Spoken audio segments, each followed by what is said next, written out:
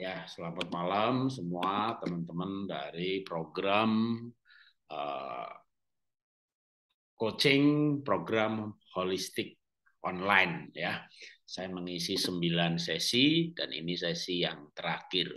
Nah, saya nanti yang tema sesuai dengan jadwal Soul Healing and Miracle, kesembuhan nyawa atau roh dan mujizat. Nanti saya sampaikan pendek, lalu kita praktek ya. Tapi saya akan justru agak panjang ya untuk melengkapi dua hal ya yang harusnya ya dua hal yang memang saya harus menyampaikan ya, yaitu mengenai karma dan reinkarnasi. Kenapa? Karena ini dua hal yang sudah menyangkut sebenarnya keyakinan. Nah, bila menyangkut keyakinan, maka tentu berbeda-beda ya. Bicara karma misalnya, ya yang Hindu Buddha itu dia pelajarannya. Yang Islam terus terang saya tidak mendalami, tapi yang saya tahu dari materinya Pak Saiful Karim mengajarkan gitu ya. Nah, sekarang dari sisi Kristen gitu ya. Sebenarnya Kristen itu tidak percaya karma, tidak mengajarkan karma, tapi saya mau mencoba menyampaikan ya titik temunya.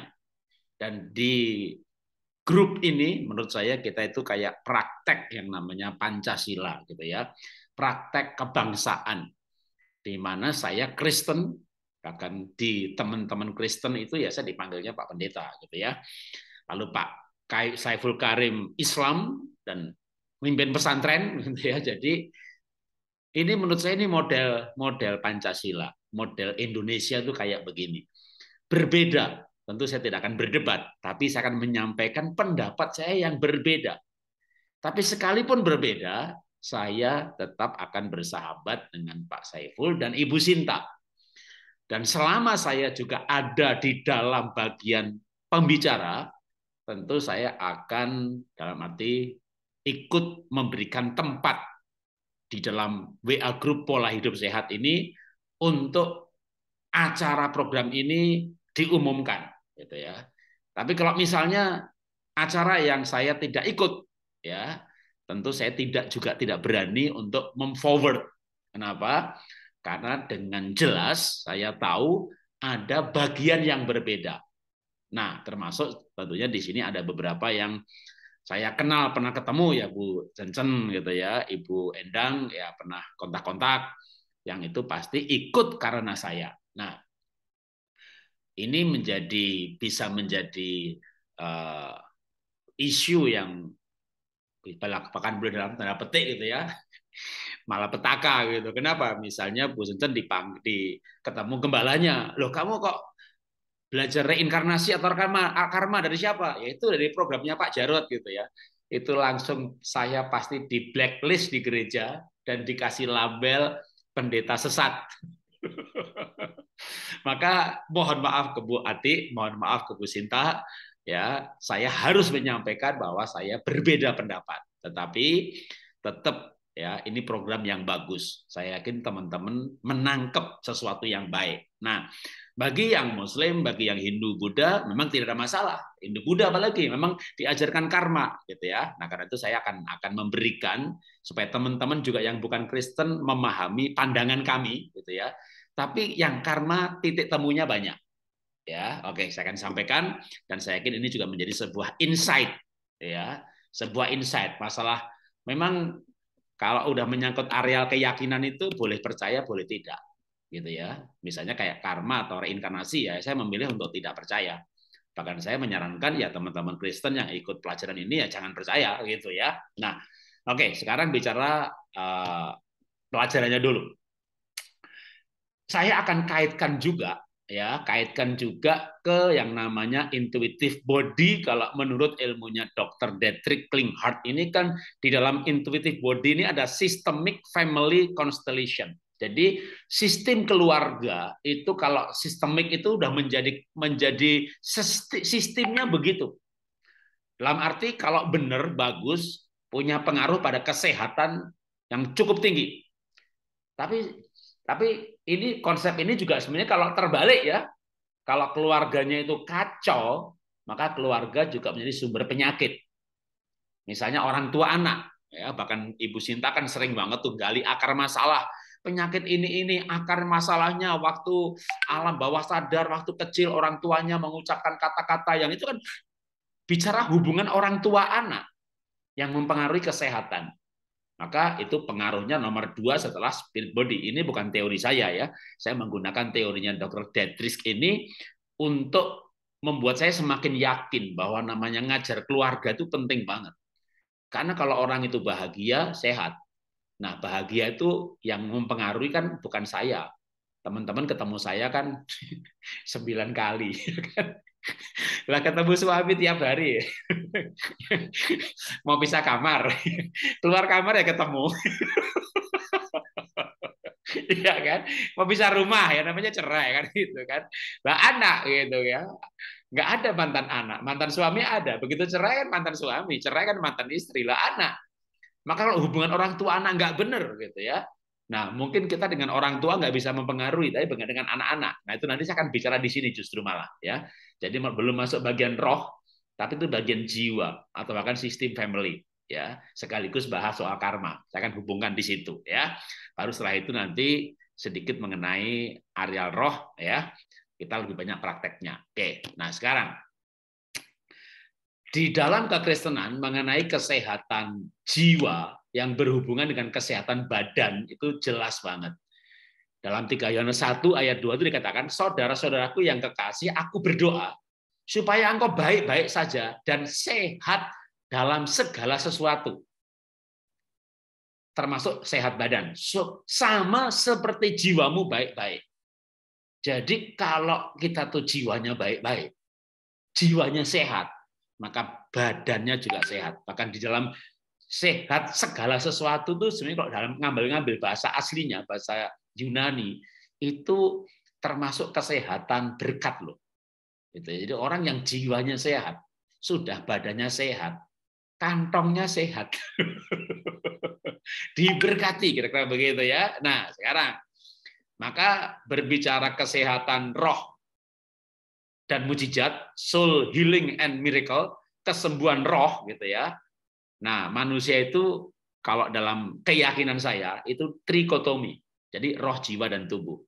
Tapi roh dan jiwa ini memang susah dipisahkan. Nah, roh ini akan sembuh ketika roh ini berjumpa dengan roh Tuhan. Pengalaman dengan Tuhan. Kalau dalam Kristen diberikan istilah lahir baru. Ya, kalau dalam Buddha, dalam Islam atau Pak Saiful Karim sering mengatakan mengalami Tuhan. Berpengalaman bertemu dengan Tuhan. Nah, itu rohnya pulih. Tapi roh ini dibungkus sama jiwa. Ya, jiwa itu pikiran, perasaan, kehendak. Pikiran, perasaan, kehendak ini kalau dalam Kristen ini ayat-ayatnya gitu ya. Mengenai roh, mengenai lahir baru, ketemu Tuhan itu apa gitu ya. Tapi saya nggak sebut ayat-ayatnya karena ini lintas agama, konsepnya aja ya. Nah, jiwa ini akan mempengaruhi perilaku tapi juga mempengaruhi tubuh. Jadi yang paling dalam roh, roh dibungkus jiwa, jiwa baru dibungkus tubuh. Nah, roh ini bisa disebut juga nyawa sebenarnya ya. Jiwa itu pikiran, perasaan, kehendak, sedangkan roh ini nyawa atau soul juga boleh. Maka kita namanya soul healing and miracle. Mujizat itu terjadi ketika roh ini hidup dan hidupnya itu karena ketemu dengan Tuhan. Cuma ada masalah, roh ini dibungkus sama jiwa. Jadi contohnya kalau teman-teman yang beragama Kristen menerima Tuhan sebagai Tuhan atas ego.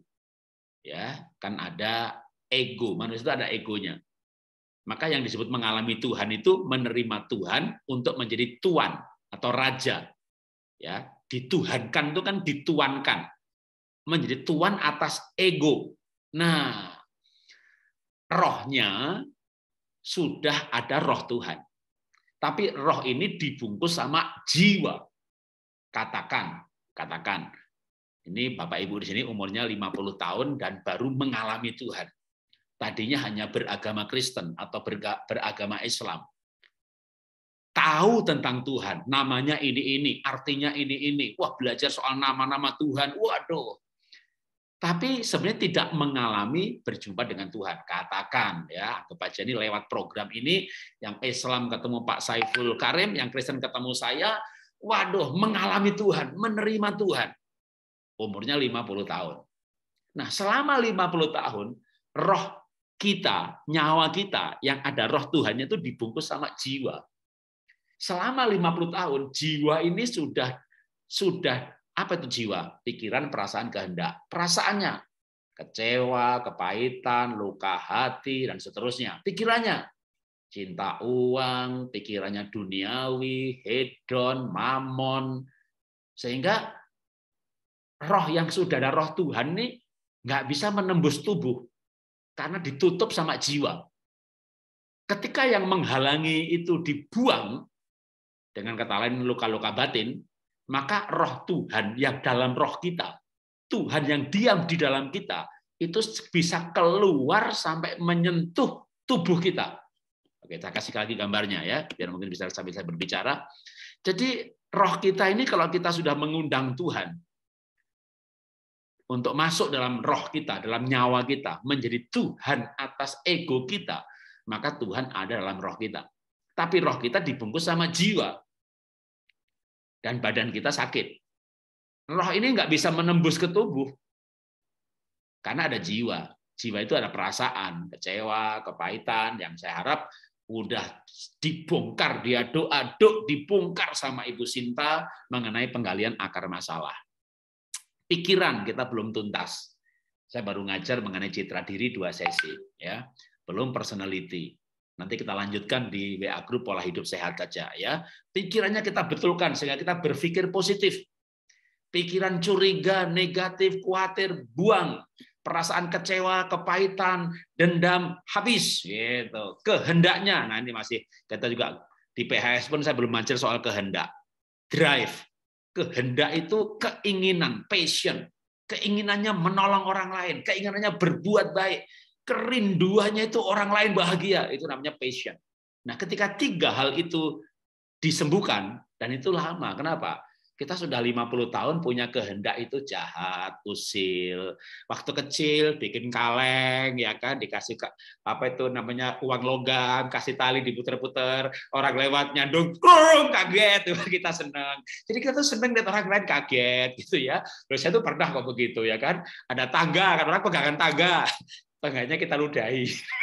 Jadi begitu orang pegang tangga, bau, waduh, kita seneng lihat orang begitu gitu. Betapa jahatnya saya dulu, teman-teman. Saya dulu jahat banget, udah jahat, usil gitu ya. Apalagi tahun 81, 82, waduh, itu di Solo ada bakar-bakar ruko Cina, itu saya ikut loh bakar-bakar ruko Cina. Hati saya jahat, sampai saya mengalami lahir baru. Saya ketemu Tuhan. Padahal dulu saya orang miskin, bencinya orang kaya. Yang kaya tuh Cino, nggak bisa bilang Tionghoa itu nggak bisa, Cino gitu ya. Waduh, itu ruko-ruko bakar-bakar, saya ikut bakar-bakar. Saya dulu kelompok ekstrim ya. Tapi begitu saya mengalami Tuhan, hati saya berubah, passion saya berubah. Saya nggak usil-usil lagi, nggak godain, gangguin orang. Pengen gitu ya, ngajari ekoenzim, bagi ekoenzim, ngajari olah nafas. Itu passion namanya, drive. Nah, waktu drive-nya ini 50 tahun sudah nggak bagus, ikut camp 9 hari, sembuh. Tapi kadang-kadang nanti kambuh lagi.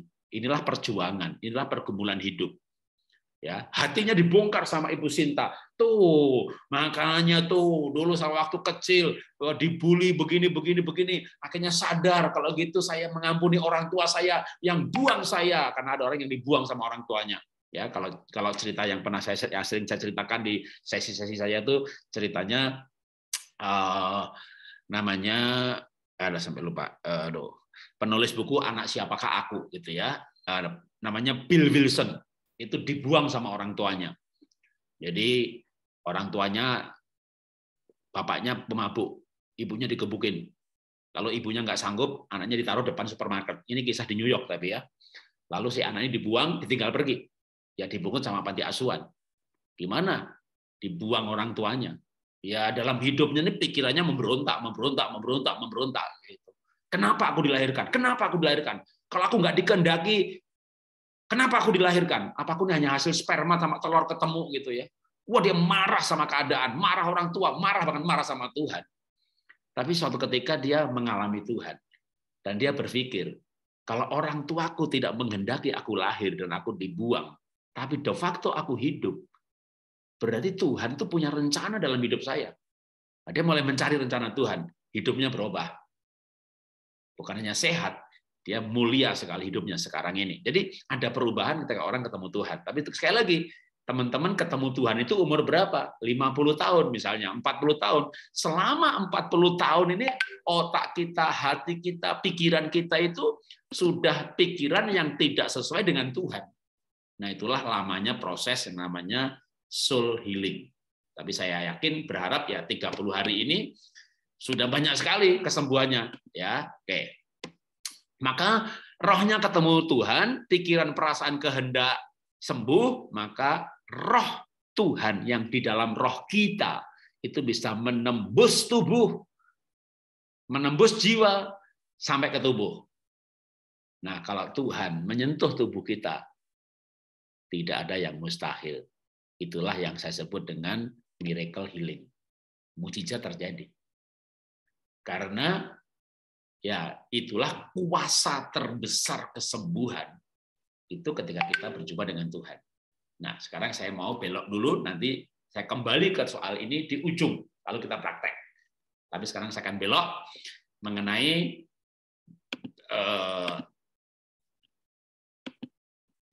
sebentar. Mengenai systemic family, sistem keluarga. Tapi saya akan saya hubungkan dengan karma, ya. Nah, bagaimana karma dalam perspektif Kristen? Untuk karma ini ada semacam titik temu dalam tanda petik, walaupun di agama Kristen diajarkan tidak ada karma dan tidak percaya karma. Lalu apa yang dipercayai? Oke, ini saya ambil dari penelitian buku Kristen. Bahkan data ini juga saya masukkan dalam buku saya, judulnya Menjadi Seorang Ayah, cover bukunya ini.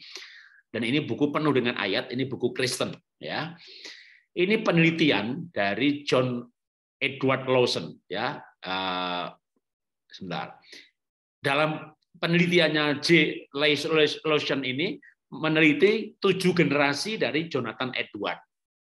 Di mana Jonathan Edward itu orang yang takut akan Tuhan, hidupnya baik benar dan menarik sekali. Dalam 7 generasi, 300 orang jadi pendeta, 120 jadi profesor, 110 pengacara, 60 dokter, 60 lebih pengarang buku, 30 hakim, 14 rektor, lalu 3 orang anggota Kongres dan 1 wakil presiden Amerika Serikat. Ya, tapi ada lagi dalam 7 generasi orang yang bernama Max Juk, pemabuk, penjudi, maling, selingkuh, free sex, dan dalam 7 generasi inilah datanya. Ya, dalam buku Warisan Abadi itu lebih lengkap. 440 pesta pora, 300 gelandangan, 190 pelacur, 130 narapidana, 100 pecandu, 60 pencuri, 55 korban, 7 orang pembunuh. Nah, mungkin teman-teman yang Buddha atau Hindu berkata, ya ini Pak karma, gitu ya. Nah, kalau di Kristen namanya bukan karma. Apa kalau gitu apa dong? Oke, saya tunjukkan sekilas saja dengan cepat ya. Walaupun itu ada dalam buku saya juga. Data tadi saya ambil dari buku Kristen juga ya. Nah, saya hubungkan dengan DNA. Jadi sebenarnya bukan karma, tapi DNA. Apa itu bedanya? Ya, bedanya sebenarnya kalau Kristen itu ada mirip, namanya hukum tabur tuai. Apa yang ditabur orang, itulah yang dituainya. Tapi itu hanya berlaku 1 generasi.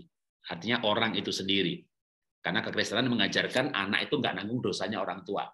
Kalau bicara berhubungan dengan dosa. Tapi berhubungan dengan perilaku, itu memang bisa 7 generasi berdasarkan DNA. Tapi Kristen tidak mengajarkan bahwa DNA itu nyawa, roh. Maka tidak ada reinkarnasi. Dalam Kristen tidak ada reinkarnasi. Ya. Nah, kalau DNA ada, karena itu ilmu pengetahuan. Nah, sekarang di Alkitab ada nggak yang seperti karma, gitu ya?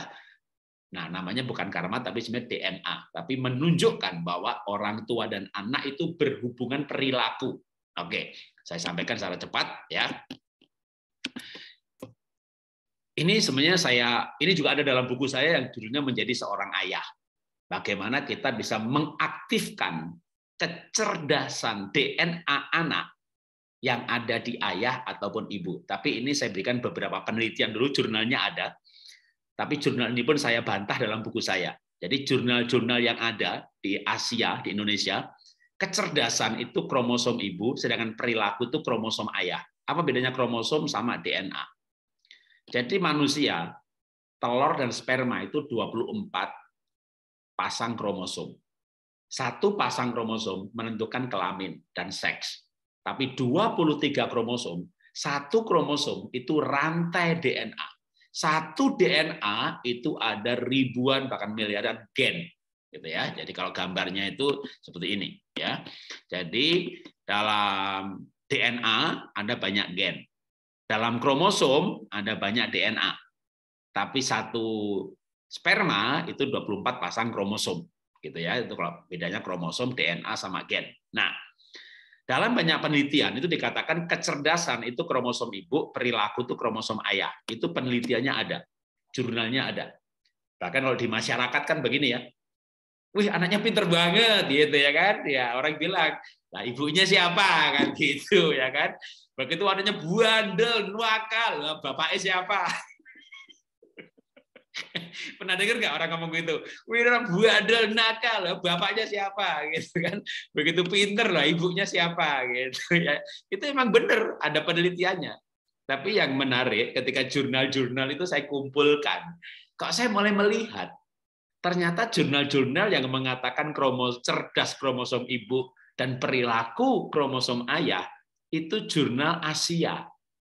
Begitu jurnal Jerman Barat, apalagi Yahudi, maka cerdas itu ayah.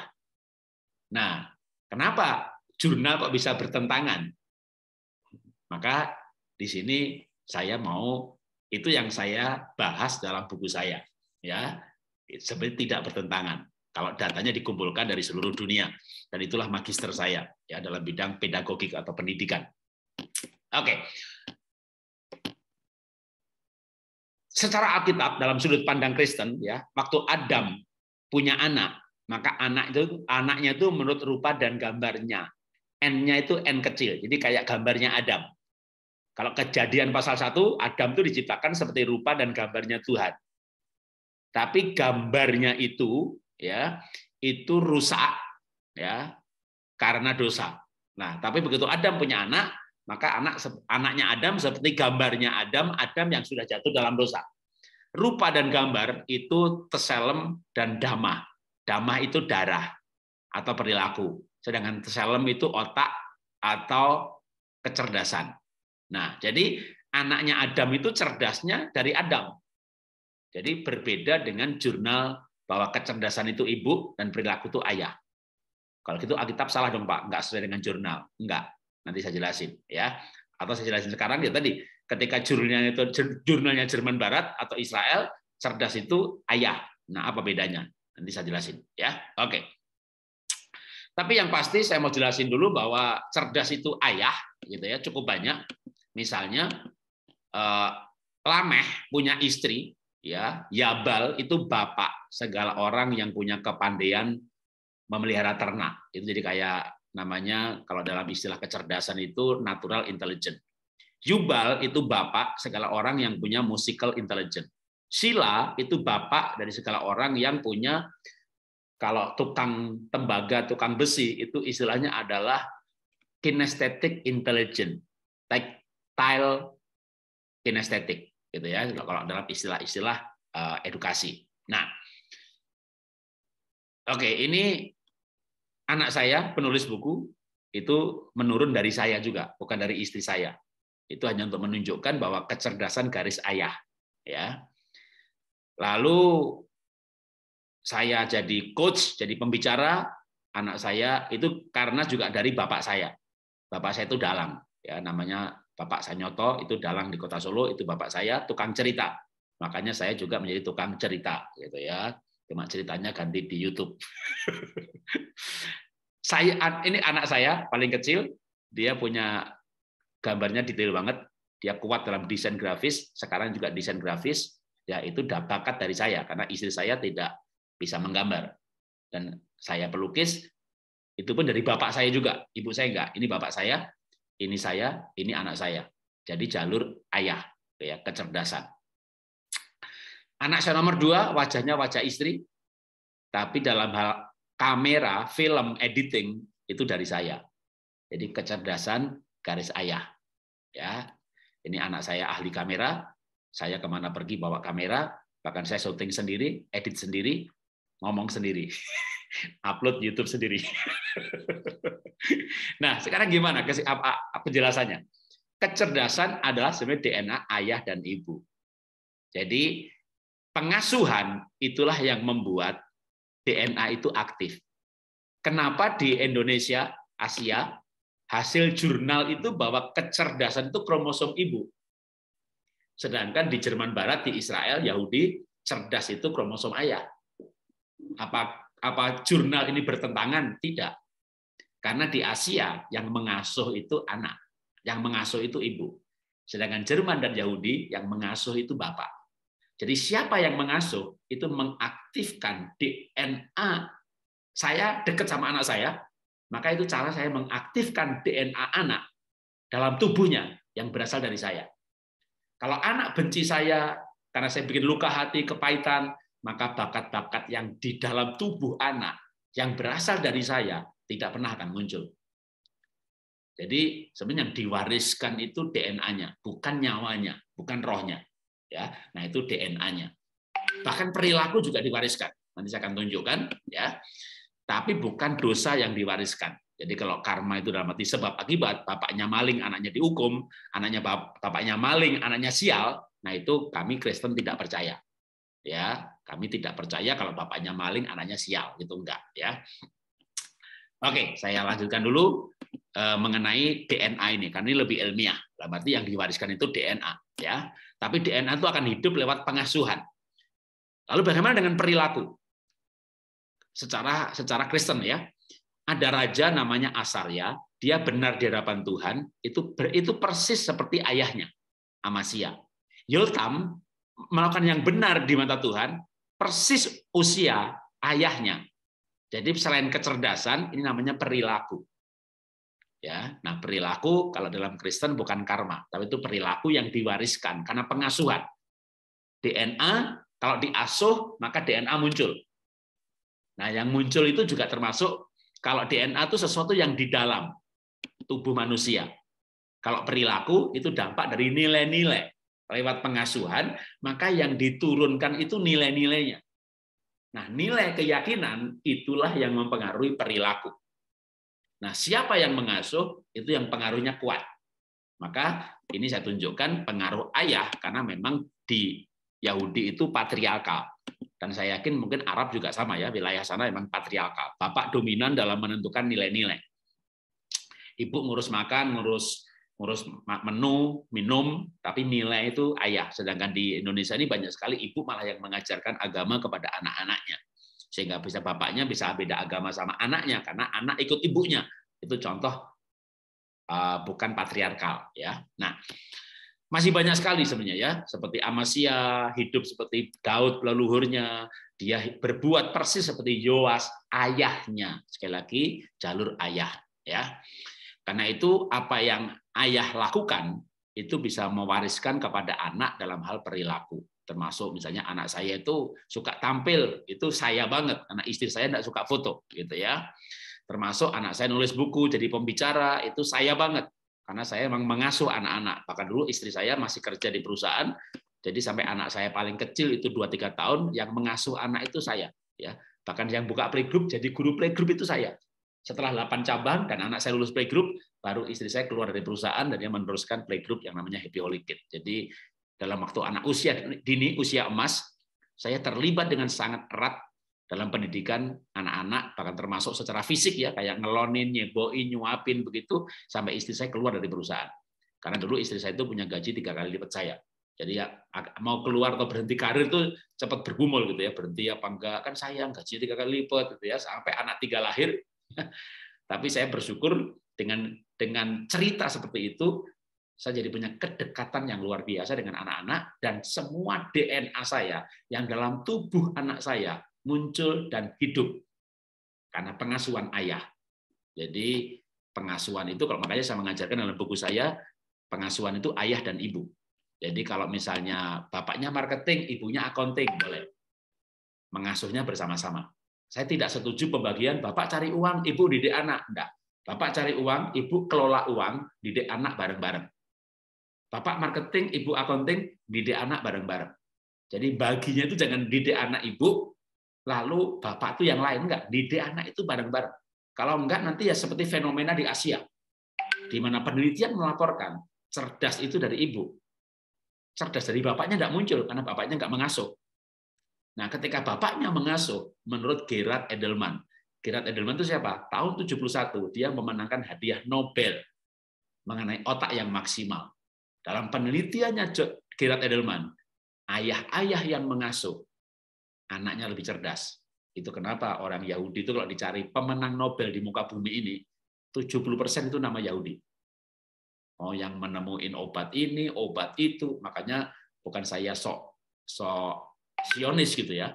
Tapi Benyamin Netanyahu itu Perdana Menteri Israel itu pernah ceramah begini. Tahun 30-an kami dibantai di mana-mana. Di Jerman namanya Holocaust. Bahkan sebenarnya tahun 70, masih berapa banget kan 2000 tahun. Roma datang, ya Israel itu dihancurkan udah. Itu bangsa itu terserak ke seluruh muka bumi, hilang selama hampir 2000 tahun. Tahun 1930-an, mulai dengan Holocaust, terutama dimulai dengan Jerman, lalu menyebar kemana-mana, Yahudi dibantai di mana-mana, akhirnya mereka pulang kampung didukung oleh Inggris. Ya, padahal pulang kampung itu udah ditinggalin 2000 tahun. Ya sudah orang Filistin, Palestina di situ gitu kan. Jadi masalah kalau sudah 2000 tahun ditinggalkan. Lalu mereka mulai ada di situ. Dan Benyamin Netanyahu berkata, tahun 1940-50, 1940 kan 48 kan mereka mendeklarasikan, kami nggak punya tentara, nggak punya rumah sakit, nggak punya anggaran, nggak diakui dunia. Dan ini ceramahnya Benyamin Netanyahu itu 10 tahun yang lalu. Hari ini kami pengekspor obat-obatan terbesar di dunia, pengekspor makanan, sayuran wilayah Timur Tengah. Mereka mulai meluncurkan satelit setara dengan Rusia dan Amerika. Pergilah ke Amerika, Eropa, cari bank terbesar, cari retail terbesar, siapa pemiliknya? Bangsa kami, gitu ya. Itu Benyamin Netanyahu itu yakin banget, buka Google, cari daftar pemenang Nobel, 7 namanya nama marga kami, begitu ya. Saya pikir hebat banget nih. Tapi apa yang membuat mereka de facto yang kenyataannya hebat? Karena parenting ayah. Jadi saya mau ambil datanya ini bukan soal Sionisnya, tapi mereka tuh ayahnya terlibat dalam pendidikan anak. Bahkan memang patriarkal. Ya, kalau Minang itu kan matriarkal. Anak laki-laki nggak dapat warisan. Warisan garis keturunan ibu. Ya, tapi itu sih bukan karena Islamnya ya, karena Minangnya. Karena suku Minangnya. Gitu ya. Sehingga dulu ada persetujuan kesepakatan gimana menjembatani budaya Minang dengan Islam, begitu ya. Tapi kalau bicara Islam, setahu saya patriarkal, ya sama juga dengan Yahudi. Nah, itulah pentingnya sebenarnya pengasuhan ayah kalau kita membangun sebuah sistem keluarga yang baik dan keluarga yang baik bahagia dan bahagia itu sehat. Oke.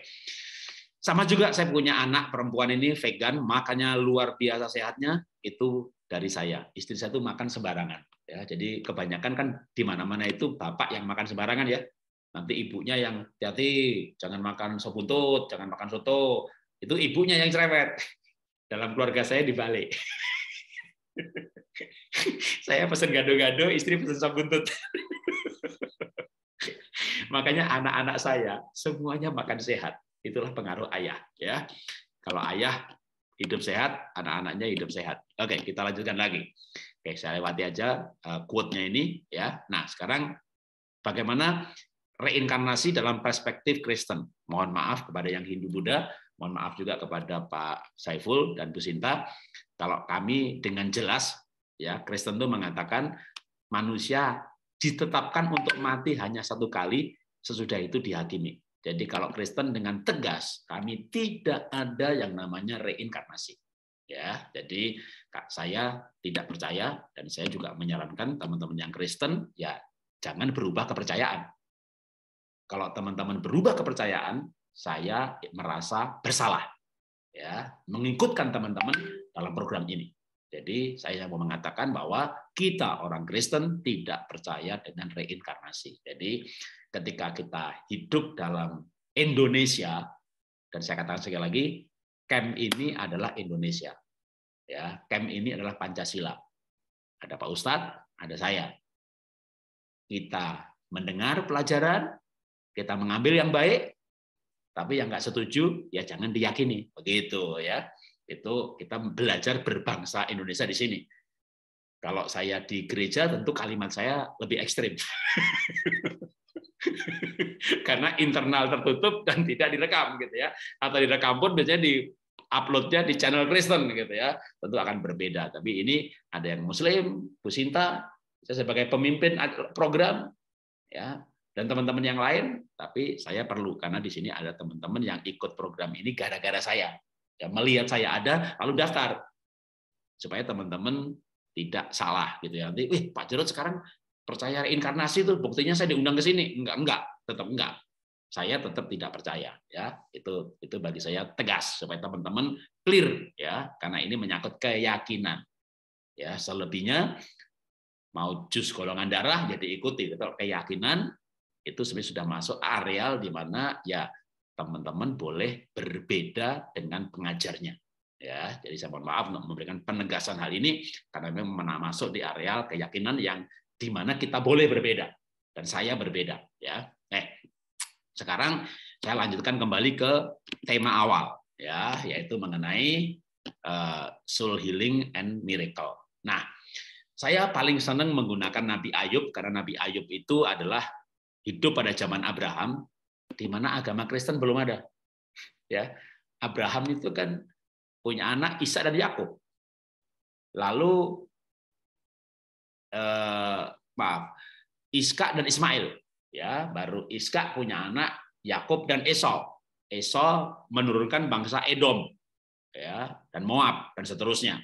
Sedangkan Yakub punya anak 12. 12-nya itulah 12 suku Israel. Ya, jadi Yakub punya anak 12.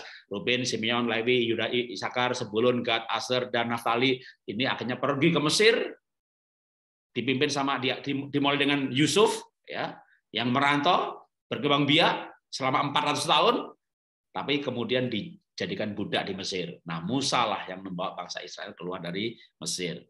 Tapi berangkat dari Abraham ada Ishak dan Ismail. Nah, Ismail inilah yang melahirkan bangsa Arab.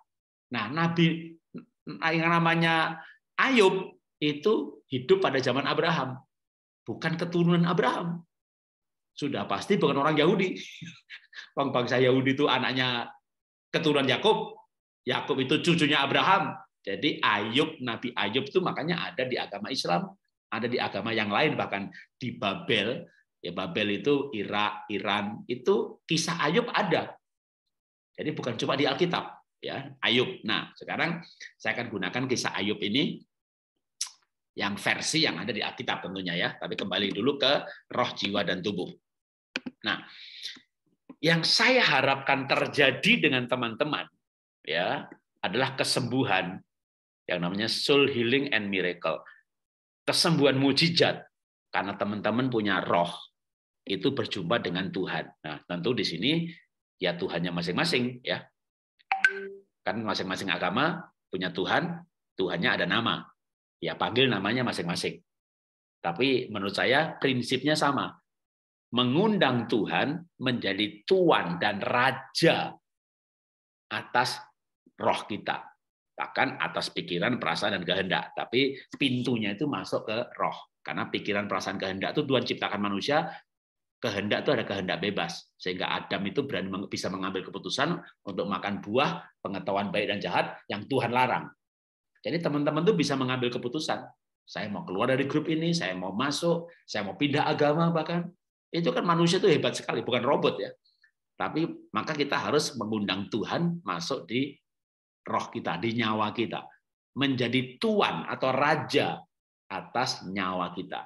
Bahkan setelah itu kita menyerahkan ego kita untuk takluk kepada roh. Roh kita yang sudah roh Tuhannya. Jadi perasaan, pikiran, kehendak untuk kita taklukkan kepada roh yang sudah ada roh Tuhan. Di Kristen disebut ada roh kudusnya. Dengan demikian, maka roh Tuhan bisa keluar menembus jiwa yang sudah kita serahkan kepada Tuhan, bahkan dengan kata lain yang sudah bersih. Ya, saya ulangi lagi, perasaannya, kecewa, kepahitan, dendam, benci, pikiran, curiga, pikiran negatif, usil, jahil, drive-nya.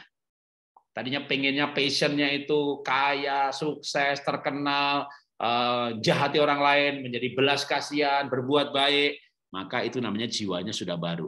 Begitu jiwanya baru, roh yang ada di dalam sudah ada, itu roh Tuhan berkarya menembus tubuh, maka tubuh yang sakit menjadi sembuh. Itu yang saya sebut dengan soul healing. Jadi roh kita itu mengalami kesembuhan.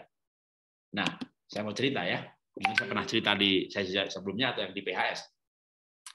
Tahun 98 sakit pinggang kejepit 2 lumbal.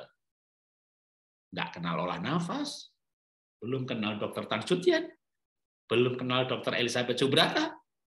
Coba takut dioperasi aja.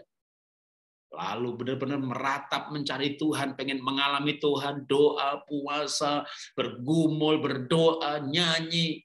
Ya singkat cerita, mengalami Tuhan. Waktu pinggang saya sembuh, yang justru tidak harapkan, saya nggak mendoakan, bukan nggak diharapkan ya. Loh, kok saya nggak pakai kacamata, nggak pusing lagi ya? Gitu. Terus suatu ketika kacamata itu kelindas mobil, akhirnya pergi ke optik Melawai di Blok M. Waktu dites, Bapak ini mau gaya-gayaan beli kacamata? Ya enggak, saya kan silindris 2,5 sama yang satunya lagi positif 2,5. Bapak itu normal. Cek lagi. Iya, Bapak normal. Sembuh. Terus saya jadi mulai mikir nih, wih, jangan-jangan ada kesembuhan yang lain nih. Saya coba makan udang. Sebelumnya kalau makan udang, cumi, kepiting, ebi kecil aja berlendir loh, menjijikkan sekali. Saya punya alergi itu menjijikkan sekali. Jujur ya, bapak saya selingkuh, kakek saya selingkuh, dan dari kakek sebenarnya itu darahnya kotor. Nah, dalam hal ini juga saya tidak percaya itu karma, tapi ini darah kotor itu diwariskan DNA-nya. Diwariskan alerginya. Sembuh loh, sembuh, benar-benar sembuh. Nggak pakai olah nafas. Nggak pakai diet-dietan. Ketika mengalami Tuhan, wah, itu yang membuat saya tahun 98, saya tuh keliling Indonesia loh, pergi ke Melak, ke Barong Tongkok, ke Papua, ke Kalimantan, ke Lampung. Jadi dulu saya itu ya dikenalnya, ya orang mengenal saya di kelompok Kristen ya, disebut penginjil. Pergi di gedung-gedung olahraga, di lapangan sepak bola, kadang di gereja, ya kemana pergi itu orang sakit tak suruh maju ke depan, kita doain ya untuk mengalami kesembuhan. Jadi kalau flyernya gitu bukan seminar keluarga atau seminar hidup sehat, itu enggak, kebaktian, kebangunan rohani, kesembuhan ilahi begitu. Kalau saya mengenang tahun-tahun 98, 2002, tapi Tuhan memang unik ya, 2002 saya bergeser nulis buku dan mulai jadi guru. Tapi saya percaya bahwa itu bisa dialami semua orang. Bahkan dulu saya kemana pergi, ya begitu kerjaannya. Ya, gimana orang supaya bisa mengalami kesembuhan karena berjumpa dengan Tuhan. Nah, ini saya kembalikan, saya bawa kembali ke dalam modul ini, ya, supaya teman-teman, saya percaya ya dengan keyakinannya masing-masing, yang namanya soul healing itu adalah roh kita sembuh karena berjumpa dengan Tuhan.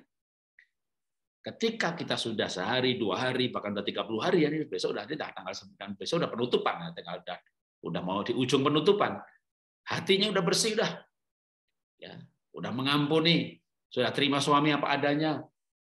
Dulu orang tua maki-maki, kita sudah ampuni, ya, bahkan orang tua yang sudah nggak ada kita bisa, ya, berdoa sama Tuhan mengampuni orang tua yang sudah nggak ada. Kalau masih ada, masih bisa didatangi. Pergi ke rumah orang tua, ya sujud minta ampun.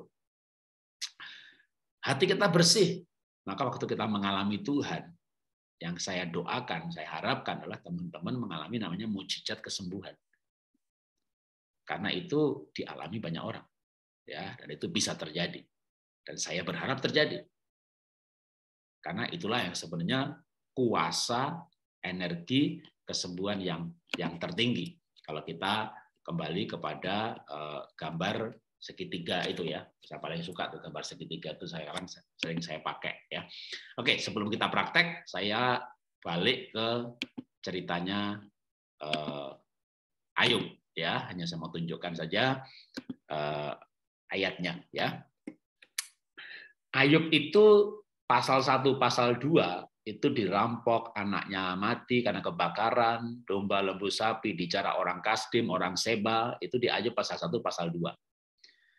Lalu Ayub pasal 3 sampai pasal 37 itu Ayub berjumpa dengan Elihu, Bildad, Sofar, Elihu, Bildad, Sofar, Elihu, Bildad, Sofar, bentar, Bildad, Sofar, Elifas, Elihu, 4 orang teman.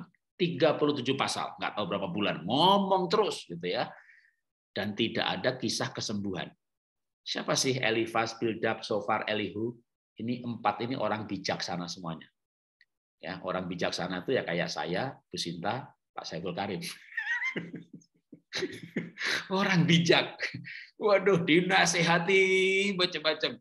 Teman-teman ini baik loh ya, dinasehati mau lagi ya. Waktu Ayub dinasehati, itu Ayub itu bantah loh. Ayub itu bantah. Baca aja kitab Ayub yang agamanya Kristen ya. Ayub itu bantah, enak aja lu ngomong. Coba lu ngalami sendiri. Enak aja lu ngomong gitu. Jadi Ayub itu dinasehati sama 3 orang bijak. 4 sama Elihu ya. Saudara gurunya cuma 3, kurang 1. Kayaknya Bu Sinta perlu cari tim 1 lagi. Itu Ayub itu ngeyel kalau tak bilang itu ngeyel itu bantah terus gitu ya.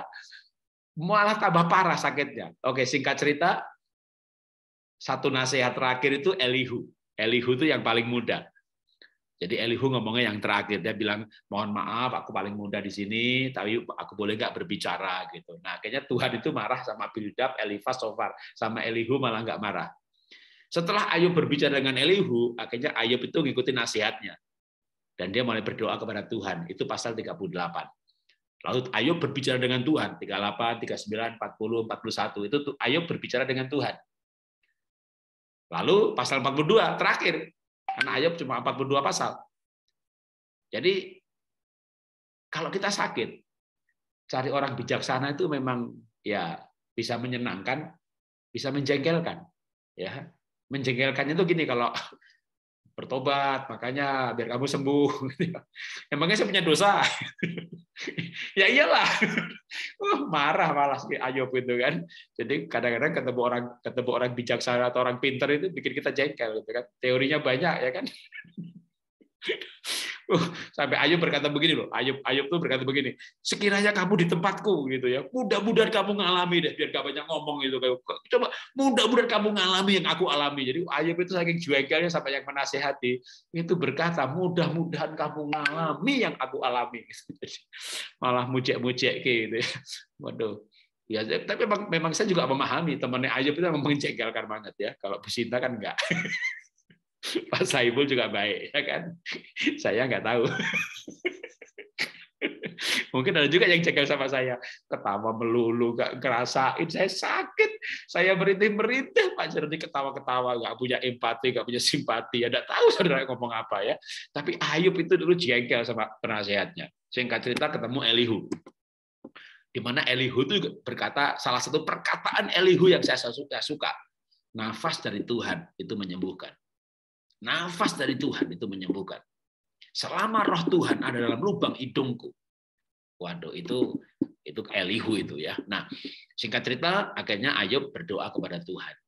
Nah, berdoa pasal 38, pasal 39, pasal 40, pasal 41, pasal 42.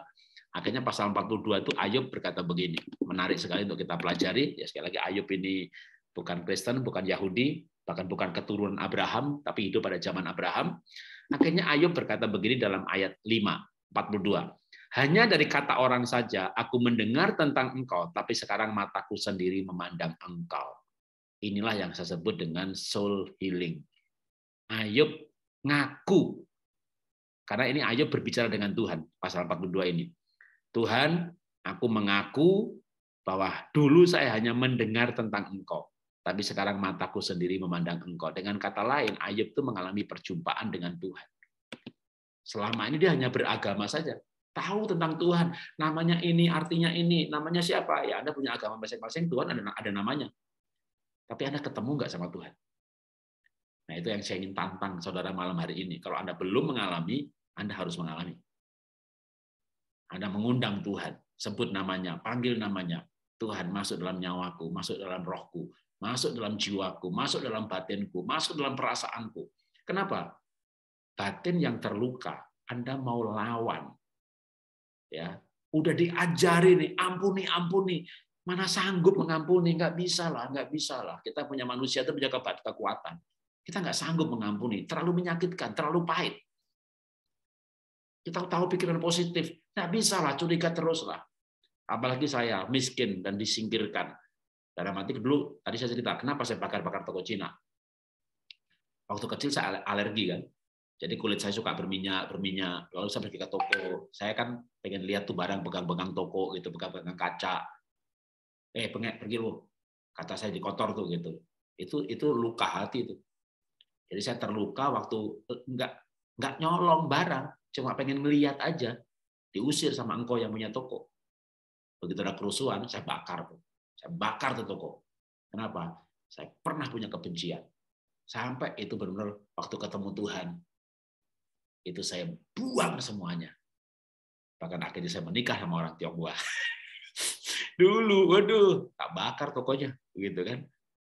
Karena luka hati. Kalau saya nggak ketemu Tuhan, mungkin saya jadi teroris kali. Ikut main bola lagi, bisa ngerakit senjata, bisa bikin bom. Tapi untung saya sudah ketemu dengan Tuhan. Jadi ketemu dengan Tuhan ini mengubah paradigma, mengubah mindset.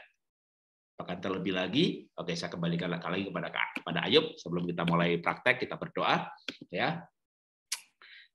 Ayub berjumpa dengan Tuhan. Mataku sendiri memandang engkau. Artinya apa? Dia mengalami Tuhan, dia mengundang Tuhan, dia berjumpa dengan Tuhan. Ya singkat cerita saja, lalu Tuhan memulihkan keadaan Ayub. Singkat cerita saja, maka pada ayat yang 17, ini kepotong sedikit ya. Maka matilah Ayub, tua lanjutnya, lanjut umur. Dan Ayub itu masih hidup 140 tahun lagi. Ayub masih, ini bukan kepotong ya, ayat 16, 42-16. Sesudah itu Ayub masih hidup 140 tahun lamanya, ia melihat anak-anaknya dan cucunya sampai keturunan keempat. Lalu matilah Ayub tua dan lanjut umur. Jadi Ayub sehat, ayat 10-nya, Tuhan memulihkan keadaan Ayub. Jadi Ayub dipulihkan, badannya sembuh, bukan hanya badannya sembuh, kekayaannya kembali, istrinya kembali, dulu punya anak 10 mati semuanya, punya anak 10 lagi, ya. Tapi kami orang Kristen tidak percaya itu reinkarnasi, ya. Yang mati masuk penghakiman. Jadi, tapi Ayub di sini intinya Ayub pulih, Ayub sembuh kembali, diberkati lagi, bahkan hidup 140 tahun lagi. Tapi kapan itu terjadi? Setelah dia mengalami perjumpaan dengan Tuhan. Nah, maka sekarang kita akan ambil waktu tidak panjang, ya, 10 menit. Kita akan olah nafas, atau lebih tepatnya ya sebut doa, ya. Dan teman-teman tahu lagu kesukaan saya, Kaulah Tuhan penyembuhku. Tuhannya masing-masing, panggil nama Tuhan masing-masing. Tapi hari ini kayak seperti saat teduh, tutup mata, hayati benar. Saya akan putar lagunya satu kali. Setelah itu tanpa lagu, mungkin saya putar instrumen, ya. Tapi teman-teman panggil Tuhan, sebut nama Tuhan, panggil nama Tuhan. Tuhan, aku perlu kesembuhan. Tuhan, aku mau sembuh. Aku percaya yang menyembuhkan saya adalah Tuhan. Aku mau mengalami perjumpaan dengan Tuhan. Aku tidak hanya mau dengar cerita, Pak Jarod sembuh, si ini sembuh, si itu sembuh, tapi aku mau sembuh, Tuhan. Tuhan, aku mendengar orang lain mengalami pengalaman-pengalaman supranatural, mengalami pengalaman-pengalaman makro kosmis, atau apapun istilahnya, tapi bagi saya adalah mengalami perjumpaan dengan Tuhan. Perjumpaan dengan Tuhan bukan teori, karena Tuhan bukan konsep. Tuhan bukan teologi, tapi Tuhan itu pribadi. Bahkan saya berkata Tuhan itu bukan energi, tapi dalam Tuhan ada kuasa. Tuhan bukan cahaya, tapi Tuhan memancarkan cahaya. Tuhan bukan energi, tapi Tuhan memancarkan energi. Yang dijamahnya sembuh. Jadi kesembuhan itu dari Tuhan dalam konsep kesembuhan roh dan mujizat. Ya, kita akan praktek. Saya akan putarkan lagu satu kali. Setelah itu saya hentikan lagunya dan teman-teman melanjutkan kira-kira 5 menit. Jadi lagunya ini 5 menit. Jadi 5 menit dengan lagu, 5 menit tanpa lagu. Tarik nafas pelan-pelan, dan buang nafas pelan-pelan. Ya, sebaiknya tutup mata dan kita akan masuk dalam doa. Kau berfirman dan sembuhkanku. Kaulah Tuhan penyembuh. Kaulah Tuhan penyembuhku. Kaulah Tuhan penyembuh. Kau berfirman dan sembuhkanku. Kaulah Tuhan penyembuh. Mari angkat suaramu, katakan. Kaulah Tuhan penyembuhku. Kaulah Tuhan penyembuh. Kau berfirman dan sembuhkanku. Kaulah Tuhan. Oh, Kaulah Tuhan penyembuhku. Kaulah Tuhan penyembuh. Kau berfirman dan sembuhkanku. Kaulah Tuhan.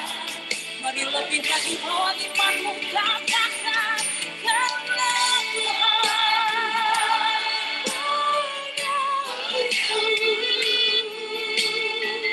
Kaulah Tuhan penyembuh. Kau berfirman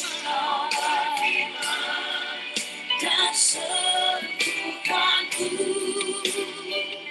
Kaulah Tuhan penyembuh. Mari angkat tanganmu, katakan Kaulah Tuhan penyembuhku. Kaulah Tuhan penyembuh. Kau berfirman dan sembuhkanku. Kaulah Tuhan penyembuh. Harus sekali lagi angkat kedua tanganmu, nyatakan. Kaulah Tuhan penyembuhku. Amin. Kaulah Tuhan penyembuh. Kau berfirman dan sembuhkanku. Kaulah Tuhan penyembuh.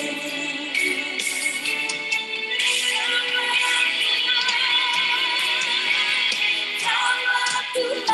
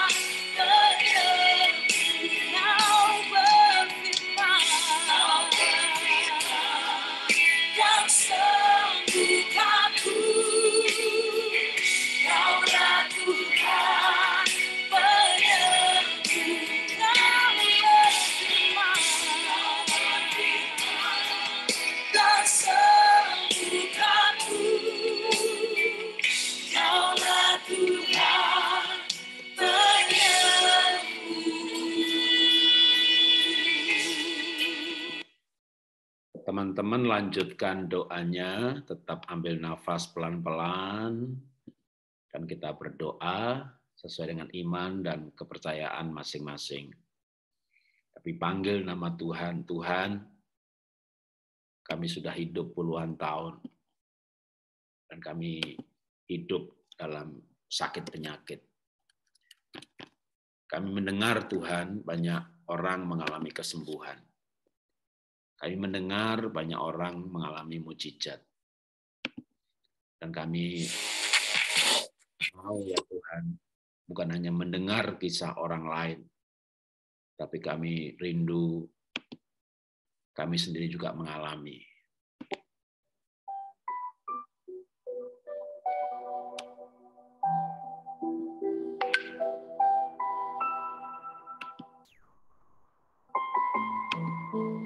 Panggil nama Tuhan dan sebut nama Tuhan. Tuhan, kami mengundang Tuhan masuk di hati kami. Tuhan masuk di pikiran kami. Kami mengundang Tuhan menjadi Tuan dan Raja atas kehendak kami. Kehendak bebas kami yang selama ini kami kuasai sendiri, dan kami hanya hidup menurut ego kami. Dan ego kami dikuasai oleh emosi kami. Tapi kami mau membawa ego kami dikuasai oleh Tuhan. Kami menyerahkan diri kepada Tuhan. Bertahun-tahun kami belajar agama, menjadi ahli agama. Bahkan teman-teman kami berperang demi agama dan membunuh demi agama. Tapi kami mau hidup dalam kedamaian, kami mau hidup dalam kesehatan. Kami akan mengasihi sesama manusia, bahkan sekalipun kami berbeda agama. Tapi yang pasti Tuhan, yang kami butuhkan, kami butuh sehat, kami butuh sembuh. Kami tidak mau dipusingkan dengan aneka teori agama. Yang kami butuhkan, kami berjumpa dengan Tuhan.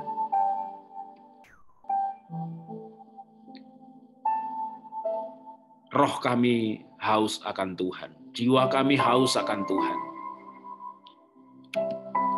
Kami capek berdebat, kami capek berteori.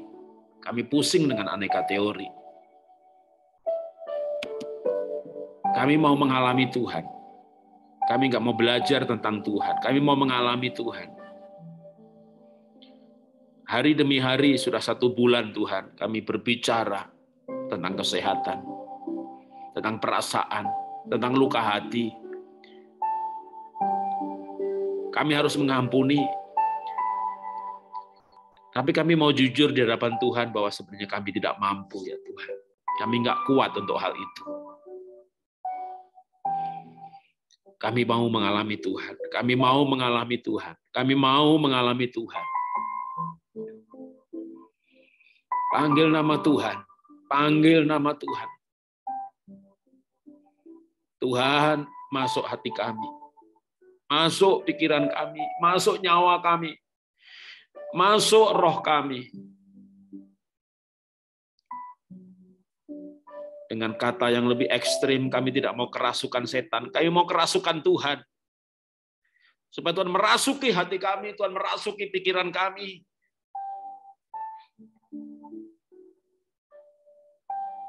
Dan Tuhan mempengaruhi tubuh kami.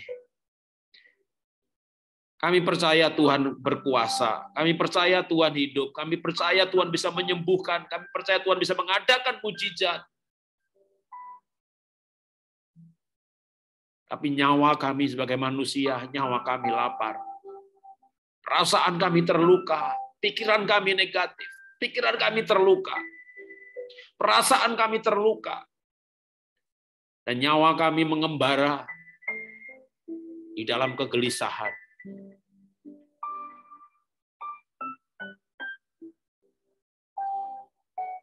Bawa kami ke padang rumput yang hijau ya Tuhan. Bawa kami tenang dalam hadirat-Mu. Biar roh kami boleh berjumpa dengan roh-Mu ya Tuhan. Dan aku bisa berkata, tenanglah hai jiwaku.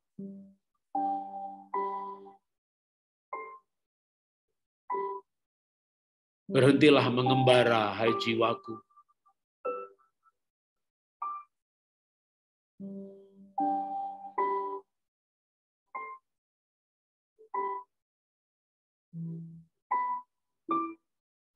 Kami perlu Tuhan. Kami perlu Tuhan.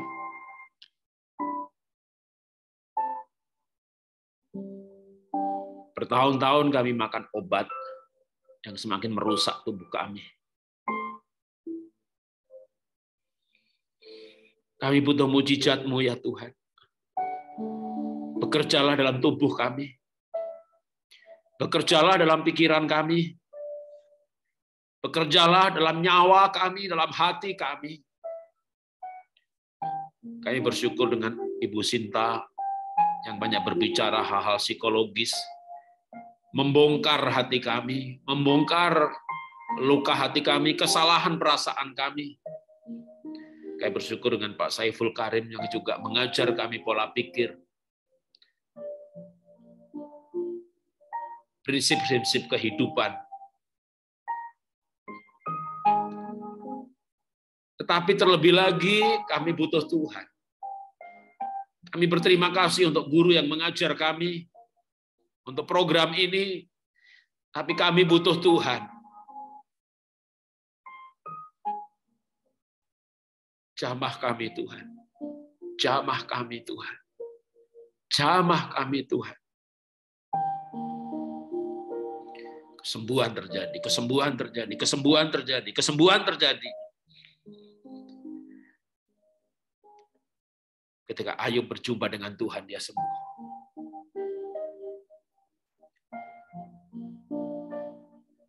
Ketika saya berjumpa dengan Tuhan, pertama dia sembuhkan batin saya. Karena batin saya penuh dengan kebencian. Saya benci orang kaya, saya benci orang Tionghoa. Dan pikiran saya selalu negatif, penuh dengan pemberontakan. Bahkan ide-ide kejahatan. Waktu saya berjumpa dengan Tuhan, saya menangis. Saya menggelepar. Bahkan waktu itu, saya rebah dan saya jatuh. Tidak ada orang yang tumpang tangan atau mendoakan saya.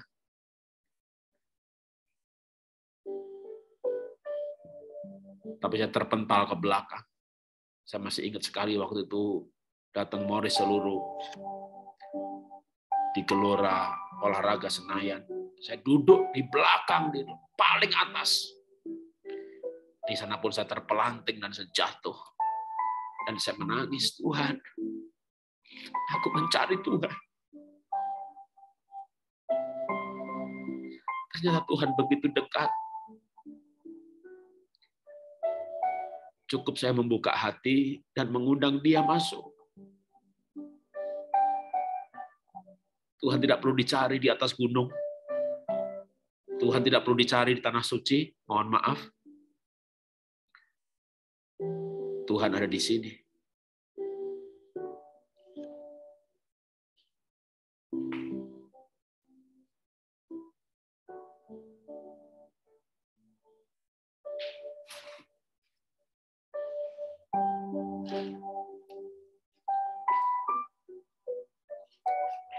Malam hari ini saya rindu teman-teman mengalami Tuhan.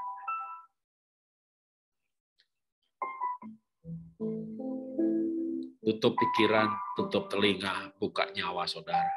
Buka nyawa, buka roh saudara. Buka hati saudara untuk Tuhan.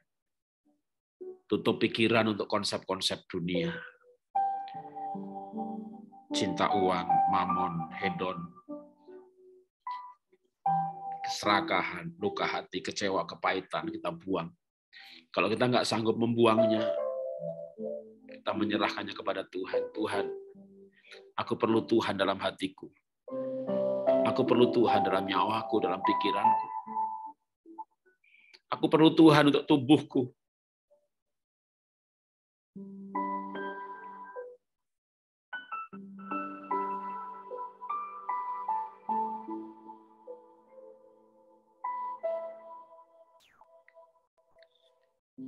Saya setuju dengan Pak Saiful yang berkata bahwa Tuhan itu dekat. Bahkan Tuhan bisa ada dalam hati kita, dalam pikiran kita. Atau Ayub berkata, selama roh Tuhan ada dalam lubang hidungku, dalam nafasku, setiap tarikan nafasku membawa aku bersatu dengan Tuhan. Tapi aku bukan hanya menarik nafas, aku mengundang Tuhan berkuasa atas pikiranku, atas perasaanku. Yang teman-teman tidak mampu untuk melupakan peristiwa traumatis, tidak mampu untuk melupakan hal yang menyakitkan, tidak mampu untuk mengampuni, tidak mampu untuk mengasihi karena memang sebelumnya sangat membenci. Waktu kita berjumpa dengan Tuhan, keajaiban terjadi. Saya menyebutnya miracle atau mujizat. Keajaiban pikiran kita bisa berubah. Keajaiban perasaan terjadi. Keajaiban passion, kerinduan, drive, kehendak terjadi. Dan saya berdoa di dalam nama Tuhan, keajaiban tubuh juga terjadi. Alergi lepas, penyakit lepas, kelemahan tubuh lepas. Bahkan penyakit keturunan lepas.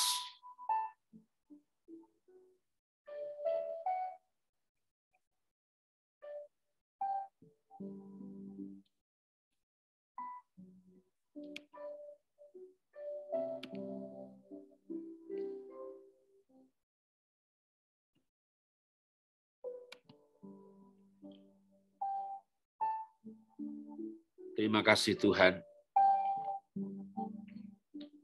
Biar program ini menjadi momentum dalam hidup kami. Bahwa Tuhan berdiam dalam nyawa kami. Tuhan berdiam dalam roh kami. Tuhan berdiam dalam pikiran kami dan perasaan kami. Tuhan berkuasa atas kehendak kami. Kadang-kadang kehendak manusia batiniah kami begitu bergelora dan ingin berkuasa. Dan kami belajar untuk berkata, kehendak-Mu jadilah Tuhan. Kehendak-Mu jadilah dalam hidupku.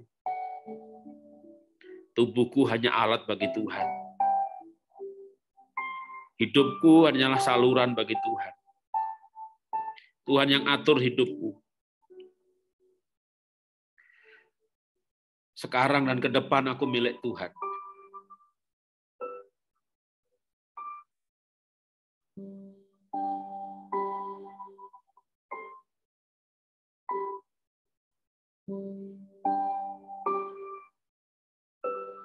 Apapun agama dan kepercayaan, Bapak Ibu teman-teman semuanya, panggil nama Tuhan. Terima kasih sama Tuhan.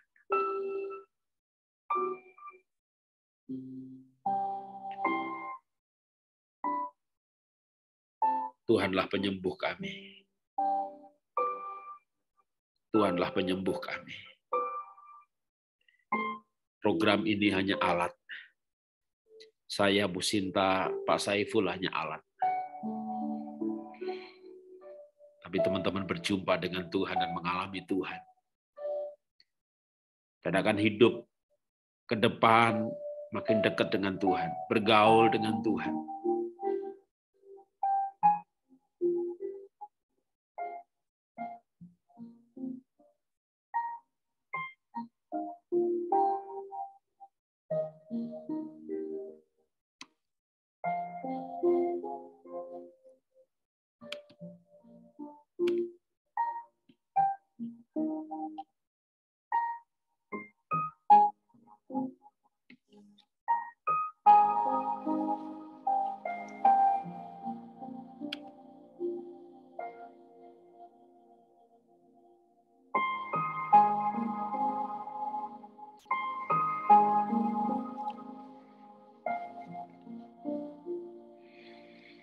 Terima kasih Tuhan, kami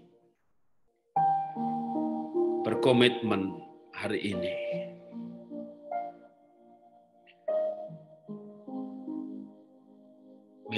hidup kami milik Tuhan.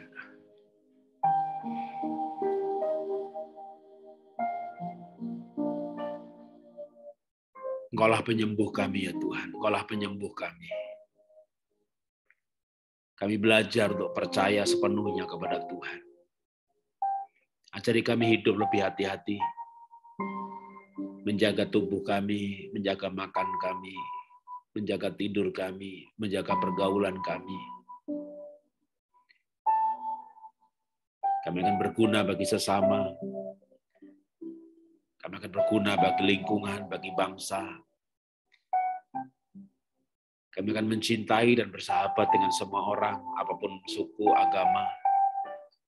Kami akan belajar menghargai pandangan-pandangan yang berbeda, namun kami punya keyakinan yang kami pegang, tanpa merusak rasa hormat dan persahabatan. Ajari kami untuk selaras dalam hidup ini, selaras dengan diri kami sendiri. Kami memandang diri kami sebagai ciptaan Tuhan yang unik, dahsyat, dan ajaib.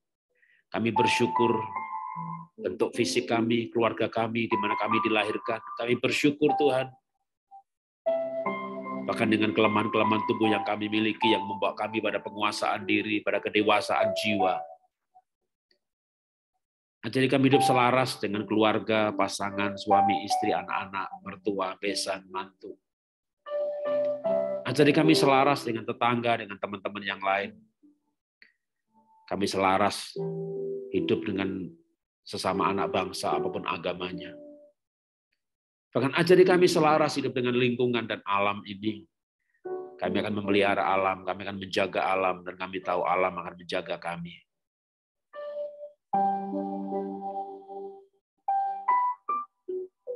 Kami akan menyelaraskan antara pikiran kami dan perbuatan kami. Kami akan menyelaraskan dengan apa yang kami yakini dan kami lakukan. Selaras antara perkataan dan perbuatan. Selaras antara yang kami ajarkan dan yang kami lakukan. Kami hidup apa adanya, kami hidup terbuka. Kami tidak hidup pura-pura, kami tidak hidup munafik. Kami tertawa lepas, kami makan enak, kami tidur pulas. Karena kami hidup apa adanya. Kami bongkar topeng-topeng kami buang topeng kami. Kami hidup selaras apa adanya. Sebagaimana Tuhan menciptakan kami dengan kelebihan dan kekurangan. Demikian juga kami menerima pasangan kami apa adanya, anak-anak kami apa adanya. Kami akan menjalani jalan-jalan hidup yang berbeda dan bahagia. Dan kami percaya dalam konsep hidup yang sehat, dalam jiwa yang sehat, maka badan yang membawa jiwa kami ini pun akan sehat-sehat saja dan baik-baik saja.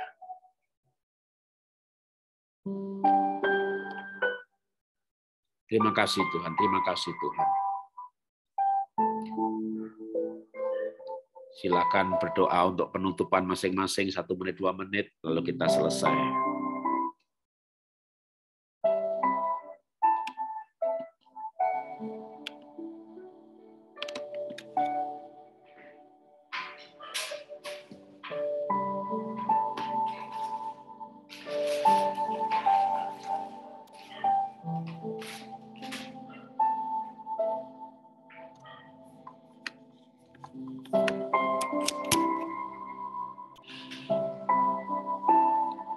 Kita selesai. Oke, amin. Kita selesai. Oke, terima kasih teman-teman semuanya. Saya berharap teman-teman punya pengalaman baru dalam hidup ini ya lewat program ini. Kalau ada pertanyaan atau pernyataan juga boleh, mau berbagi juga boleh, silakan ya. Ada boleh buka mic, nulis juga boleh, langsung angkat tangan atau langsung bicara juga nggak apa-apa. Silakan kalau ada pertanyaan atau pernyataan juga nggak apa-apa ya. Pernyataan berarti mungkin mau testimoni, ini kan udah kalau nggak salah besok udah penutup ya, atau 2 hari lagi penutup. Dalam jadwal seingat saya tinggal 1 atau 2 kali lagi.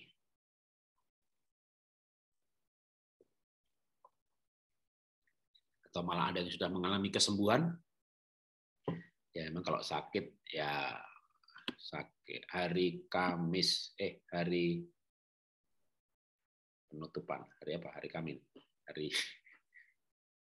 Ya, silakan Pak Frans. Pak Jarod, Ya. bertanya, Ya. persisnya apa yang Bapak lakukan sehingga dapat kesembuhan begitu banyak? Begitu komplit dari alergi, sakit mata, apa? Saya kena glaukoma pada tahun 2013. Kondisinya makin lama makin jelek. Dokter di Jakarta sudah angkat tangan. Saya disuruh ke Singapura, tapi appointment yang didapat tahun depan. Lama begitu.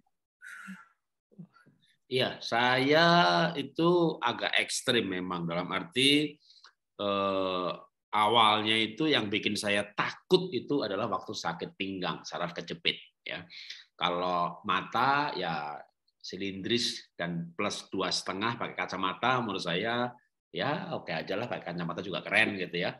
Jadi saya pikir malah waktu itu saya nggak mencari kesembuhan untuk mata. Lalu alergi juga ya yang penting minum obat sama dihindari makan ya nggak masalah. Tapi kalau saya makan udang, ebi, udah itu tangan berlendir. Juga waktu kecil tuh jerawat, sekarang tuh masih ada bekas-bekasnya kayak bintik-bintik agak besar, itu bekas jerawat waktu SMA, SMP itu. Bahkan jerawat itu bukan di muka ya, di punggung-punggung itu jerawat semuanya. Jadi itu memang sekeluarga kita alergi semuanya karena ya darahnya kotor, istilahnya orang bilang begitu ya.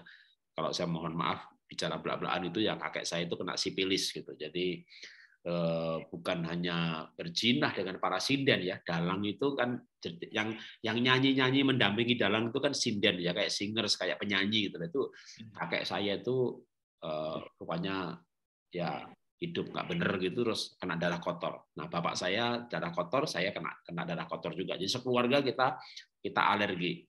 Tapi itu ya kita anggap biasa, namanya alergi kan ya, orang ada alergi itu. Nah, tapi yang betul-betul saya bikin kayak menjadi sebuah titik balik gitu ya, atau kalau istilah Bu Sinta itu ya pesan cinta Tuhan gitu waktu mengalami sakit pinggang.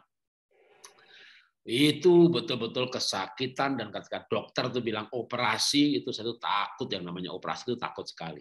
Nah, saat itulah saya tuh mulai mosok sih nggak bisa yang dengan alternatif lain. Nah, alternatif lain tuh mulai carinya tuh dengan akupunktur, dengan inframerah, ke rumah sakit veteran yang ditarik kan, rumah sakit cacat veteran. Kebetulan saya rumahnya di Bintaro. Nggak ada perbaikan, udah 3 bulan lebih gitu. Terus barulah mulai ya dengar-dengar yang namanya kesembuhan mujizat gitu ya. Apalagi memang kalau saya di Kristen itu kan ada KKR kesembuhan. Lah itu yang mulai datang kebaktian KKR yang nggak sembuh-sembuh juga. Gitu, padahal udah doain orang, tumpangi tangan, olesin minyak, udah datang kebaktian gitu kayak apalagi di Tuhan ya, sampai akhirnya terus ikut pelajaran yang namanya inner healing, kesembuhan luka-luka batin. Jadi sebenarnya mirip banget dengan pelajarannya Ibu Sinta ya, kesembuhan luka-luka batin gitu, bahwa dan di situ saya memang betul-betul disadarkan bahwa waktu itu memang saya ada kecewa yang luar biasa dengan pihak otoritas. Nah, dalam hal ini tuh pendeta saya. Saya kecewa dengan pendeta. Saya kecewa dengan gembala saya. Karena saya mengabdi 8 tahun. Benar-benar mengabdi itu nggak digaji, tapi kerjaan saya banyak banget. Saya di gereja ketua kaum muda, ketua misi, ketua departemen anak, ketua departemen pendidikan. Saya mengabdi habis-habisan. Gitu. Lalu singkat cerita ya karena sebuah data yang tidak benar, berita yang tidak benar, saya dicopot. Lalu kan saya itu biasanya kalau minggu kan khotbah, itu jadwal dibatalkan. Padahal tiap minggu tadinya keliling, itu kayak rasa malu kan, tiba-tiba dibatalkan karena ada surat edaran, pokoknya seluruh Indonesia enggak boleh panggil saya karena gereja saya itu gede sekali. Jadi cabangnya ada se-Indonesia ini ada 400-an. Waktu itu masih 200-an, kalau sekarang udah 600-an lebih. Jadi di sebuah saya menjadi pengurus di gereja besar ketika gereja itu mulai dari 1 cabang. Jadi saya ikut membesarkan istilahnya. Ya, karena saya buka cabang di mana-mana, lalu dipercaya banyak jabatan, singkat cerita dicopot gitu ya. Wah, itu kecewa benar. Nah, itulah yang ternyata menjadi sumber penyakit saya. Waktu saya menyadari hal itu, ya saya betul-betul mengampuni, minta ampun, memberkati, dan tadinya sempat membuka gereja sendiri, sempat mau keluar gitu ya. Akhirnya saya mengambil keputusan untuk tidak keluar, tidak buka sendiri, ya membiarkan prosesnya terjadi.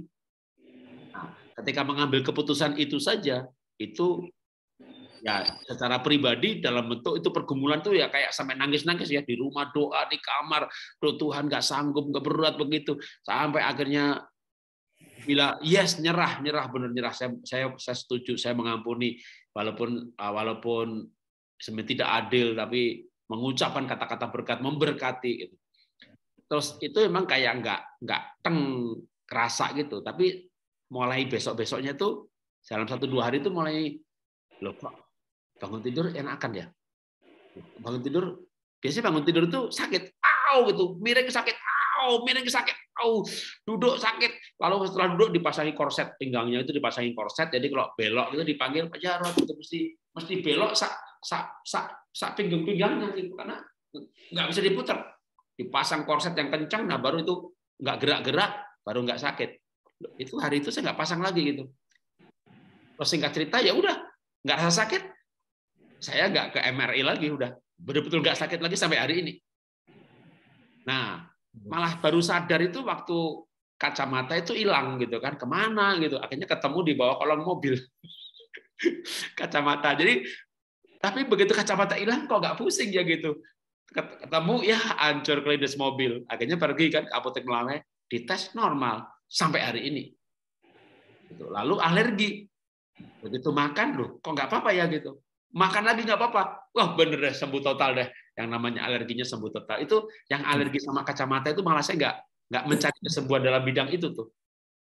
Nah itu yang saya alami itu ya, kalau saya persingkat gitu, berarti ya perjumpaan dengan Tuhan ya, benar-benar kayak aduh ini Tuhan sembuhkan saya ini, karena saya nggak ikut, bahkan saya nggak ikut program resmi ya kayak begini gitu, enggak ya, cuma dengar pelajaran, dapat pelajaran, lalu kayak ada rekaman khotbah yang saya dengerin, tapi memang tema-tema mengenai inner healing kalau batin. Itu waktu saya dengerin begitu di kamar sendiri, nangis sendiri, minta ampun sendiri, udah doa sendiri, nyanyi sendiri, teriak sendiri, benar-benar sampai teriak, Tuhan aku berkati, itu pendeta aku berkati, Tuhan berkati, begitu dah. Itu sampai teriak. Begitu, loh kok enakan gitu ya. Wah itu tak terlupakan tuh, itu tak terlupakan. Iya. Jadi perjumpaan yang tidak melihat ya, perjumpaannya tidak melihat, atau sembuh aja. Ya, iya. Perjumpaannya nggak misalnya kayak ada orang lain kan, misalnya dia ngelihat kayak cahaya atau ngelihat kayak api, enggak, saya nggak melihat pengalaman supranatural begitu, enggak. Karena emang orang juga beda-beda ya. Ada orang yang saya juga punya teman gitu ya gitu, kayak dia ngimpi misalnya gitu, ngimpi ketemu Tuhan, besok paginya sembuh, atau bahkan merasa badannya panas. Nah saya tuh enggak. Ya, ada orang yang merasakan badannya panas. Bahkan saya kadang-kadang, nah dulu setelah saya itu mengalami kesembuhan, saya yakin banget doain orang kesembuhan. Ya, saya mengajarkan mengenai inner healing, luka batin, yang intinya juga untuk mengampuni, untuk memberkati orang lain, buang kecewa. Habis gitu ya orang tak suruh maju ke depan kalau di gereja gitu ya. Ya kita pakai minyak, namanya minyak dari Israel itu minyak zaitun, tapi memang itu dikhususkan untuk pengurapan, namanya minyak urapan, seperti Pak Pariaji pakai itu sekarang ya. Dulu Pak Pariaji malah belum doain begitu-begitu. Ya kita doakan gitu ya. Beberapa orang mengalami kesembuhan, tapi itu memang apa ya, mujizat ya. Memang juga nggak 100% nggak semua orang sembuh, tapi banyak yang habis gitu ngasih kabar, Pak anak saya sembuh, Pak ini sembuh, atau juga yang banyak saya doakan itu terutama orang tidak punya anak. Itu juga saya kayak ada spesialisasi kalau orang tidak punya anak, tapi kalau biasanya saya konseling. Dan intinya juga sama, kebanyakan orang tidak punya anak karena dia pernah dikutuki orang tuanya, bahkan pernah berkata, aku nggak mau punya anak, biar nggak susah kayak mama ngurus anak kayak aku. Akhirnya dia nggak punya anak. Tapi di tes sperma telurnya normal, jadi saya mengajarkan pemberesan mengenai hubungan orang tua anak. Begitu 1-2 sesi pemberesan orang tua anak, lalu dia berdoa, berkati orang tuanya, bahkan ada yang pulang kampung cari mamahnya, minta diberkati sama mamahnya, karena pernah dikutuki sama mamahnya. Itu ketemu saya berapa bulan lagi, Pak Jarod makasih udah hamil. Itu kalau 15-20 kejadian ada kali orang yang mengalami mandul lalu dibuka kandungannya itu banyak. Bahkan sopir saya sendiri 7 tahun nggak punya anak. Kongsi saya 13 tahun nggak punya anak. Adik saya 8 tahun nggak punya anak. Itu kalau yang orang dekat saya gitu ya, begitu. Karena dulu juga adik saya perempuan itu sama ibu saya berantem.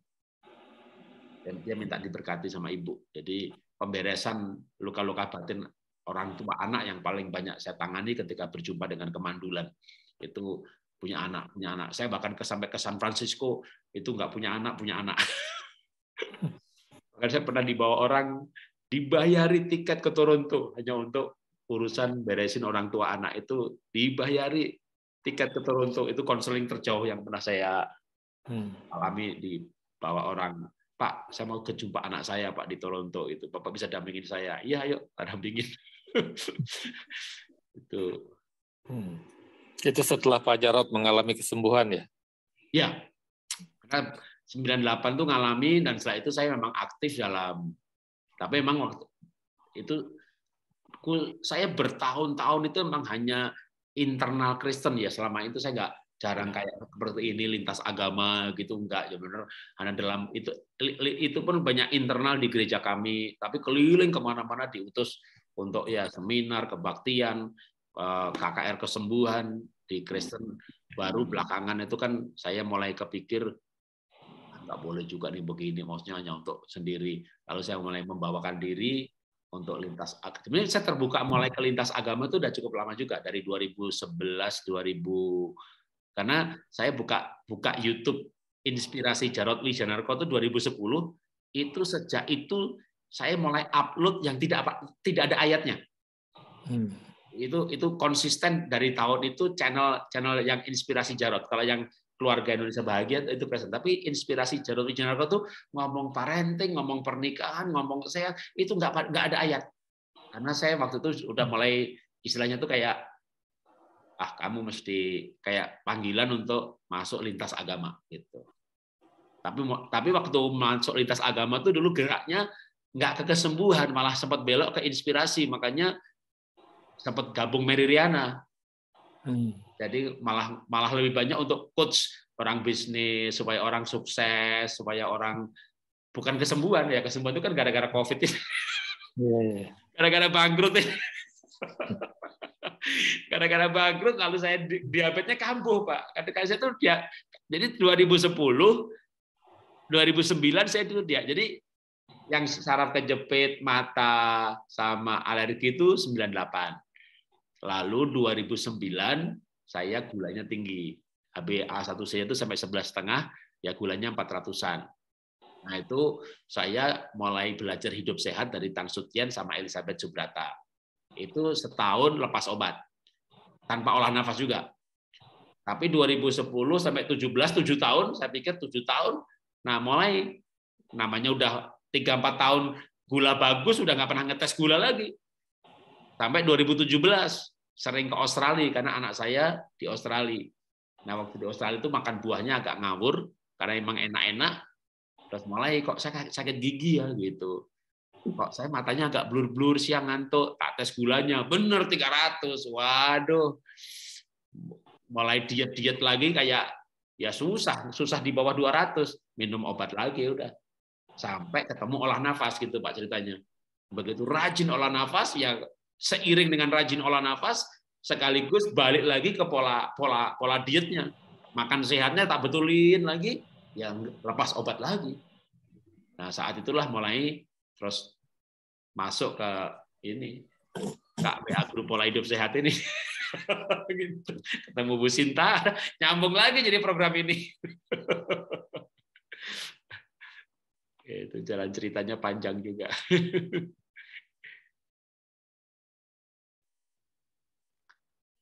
Ya, kalau ada yang lain teman-teman boleh, kalau mau berbagi, mau nanya juga nggak apa-apa. Kalau nggak ada ya kita akhiri, tapi kalau ada boleh silakan.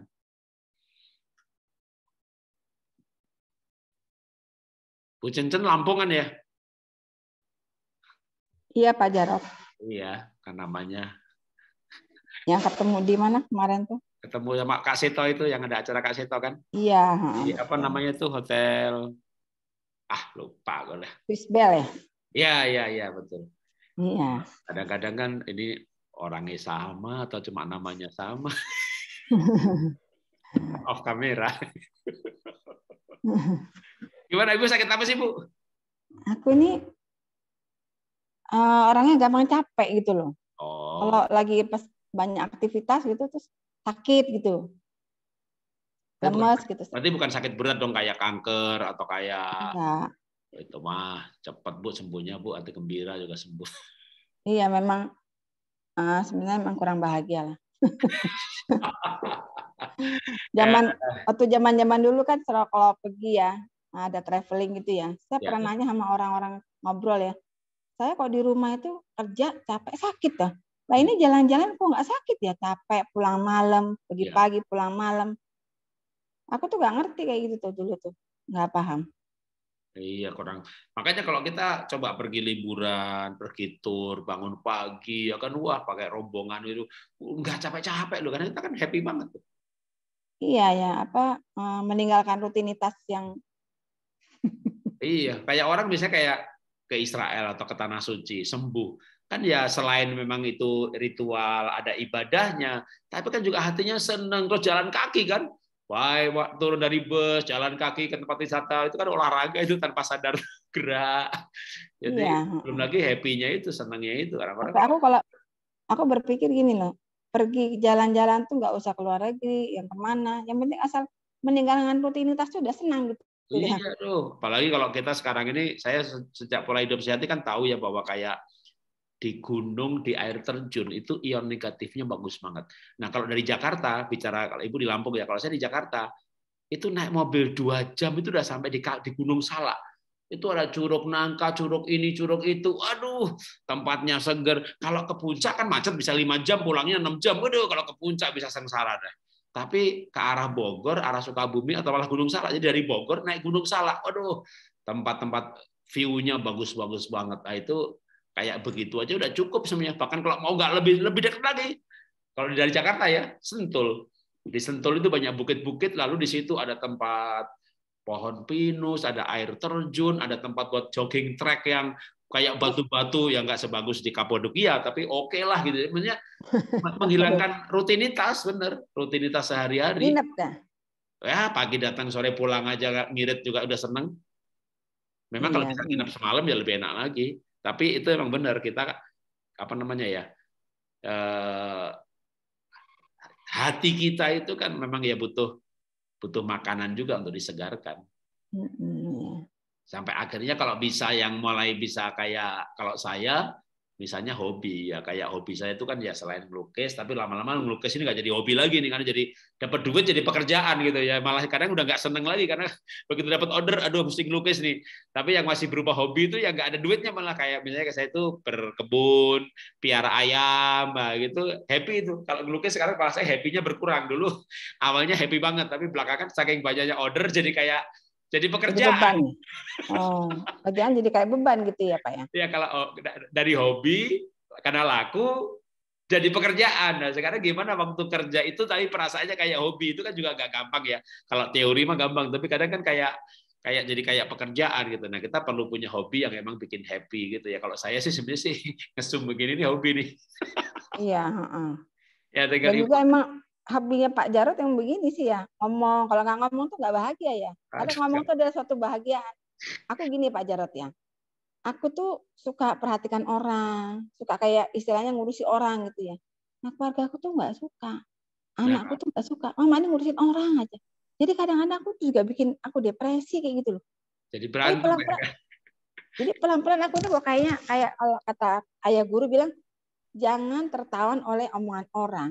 Nah, aku juga mau belajar, mau hidup jadi orang merdeka. Terus mama ini nggak usah lah ngurusin orang, ngomongin orang, ngasihin orang gini-gini. Aku juga kayak Pak Jarod sih loh. Aku peduli dengan kesehatan. Ini gitu. Biar lama orang mau makan sehat atau makan apa, mau sakit mati biarin aja loh, Mak. Aku bilang, mama ini seperti ini. Mama kalau nggak ngomong gini, nggak bahagia mama itu. Mama tuh nggak usah sanguin lah. Sifat mama sanguin, nggak usah lah. Nggak usah belajar karakter kayak gitulah. Nah anakku ini pengen aku ajak ikut ke camp itu loh, camp yang 7 hari itu loh. Iya. Ya memang kadang-kadang yang repot tuh begitu ya. Jadi kan orang itu kan beda. Misalnya nih suami kayak saya gampangnya. Saya ini orang sanguin. Sanguin itu kan sekannya kumpul-kumpul. Nah, istri pragmatik atau melankolik. Nggak suka kumpul-kumpul. Wah, itu emang bisa satunya suka ngumpulin orang.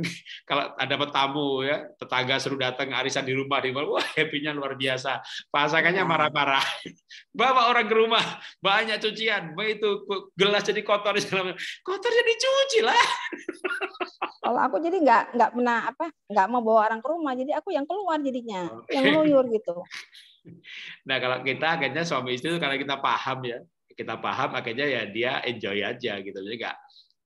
Tapi kalau saya ada acara di rumah juga saya nggak mau ngerepotin istri, dan mati ya makan catering, lalu pembantu yang saya bilang udah kamu nggak usah repot-repot, nanti pembantu yang beresin. Tapi kadang-kadang ini ya jalan tengahnya tadi. Ya udah kalau gitu acaranya di balai RW aja, jangan di sini kan RW udah punya balai RW gitu. Jadi saya yang keluar ke taman. Aku nih penasaran loh, aku pengen ke rumah Pak Jarod tuh lihat apa halaman yang luas gitu, bebeknya. Ya Bang Serul, saya nabung. Karena aku juga senang berkebun sih. Saya beli tanah gede banget 1.500 meter. Ya kalau di Jakarta masuk gede ya. Dan dulu memang pas lagi diskon, tapi ya diskonnya zaman dulu ya kan harga dulu 3 juta zaman dulu ya kayak sekarang 10 juta itu memang itu saya beli.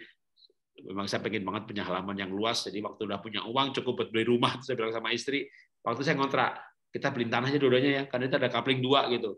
Lah kapan dong kita punya beli rumahnya lagi? Ya nabung lagi. Jadi itu dulu ada 2 coupling masing-masing 800 sama 700, daripada beli 1 terus bangun, saya bilang beli tanah aja 2, udah duitnya dihabisin buat beli tanah. Terus ya kita kontrak rumah lagi. Tapi waktu itu memang IVA-nya lagi berkembang, jadi ya nabung setahun udah bisa beli bangun rumah gitu. Nah, oke, singkat cerita ya penyesuaian itu ya, penyesuaian orang tua anak, suami istri yang kayak tadi kayak bahagianya yang satu ngoceh, yang satu diem, itu kan kadang. Nah, kalau apa namanya yang memang butuh memberikan pemahaman kepada anak ya. Nah, mama ini ya bahagianya begini, mama tuh bagiannya nolong orang lain, ngurusi orang lain. Yang penting pokoknya kamu tetap yang penting anak-anak terurus, suami terurus, ya sudah, kita cari kebahagiaan, kan kita harus bahagia juga. Karena ada angelnya, kenapa? Karena dia ikut bapaknya sih. Suamiku nggak kayak gitu, jadinya ya itulah. Jadi aku ini termasuk minoritas lah gitu. Minoritas. Ya, tapi pasti ada jalan. Yang penting kita. Ya, aku tetap harus belajar untuk merdeka. Iya. Bersyukur pandemi ini loh. Jadi ikut Zoom ya Pak Jarod terus di zaman pandemi itu. Ya. Kalau sekolah udah bayar berapa puluh juta itu. Namanya belajar fleksibel, belajar ngatur hidup, belajar ngatur hati. Ya kalau sumber stresnya selesai ya masalah fisiknya kan selesai sih. Tubuh ini betul-betul tubuh itu casing kok. Tubuh itu casingnya badan. Tubuh itu casingnya jiwa. Begitu jiwanya damai dengan diri sendiri, damai dengan anak, damai dengan pasangan. Tapi perlu juga kalau saya dulu ngatur fun biar keluarga, benturan orang tua anak beda karakter itu ya kalau bisa family time-nya lebih disering-seringin, akhirnya keluarga kebawa fun gitu. Kalau belum dibiasain, misalnya anak nggak suka pergi jalan-jalan ke gunung, tapi kalau udah sekali 2 kali lama-lama mereka senang juga loh. Ya tergantung aja sukanya di mana, atau kalau enggak malah ibu yang ngalah. Anak sama suami itu sukanya jalan-jalan kemana sih?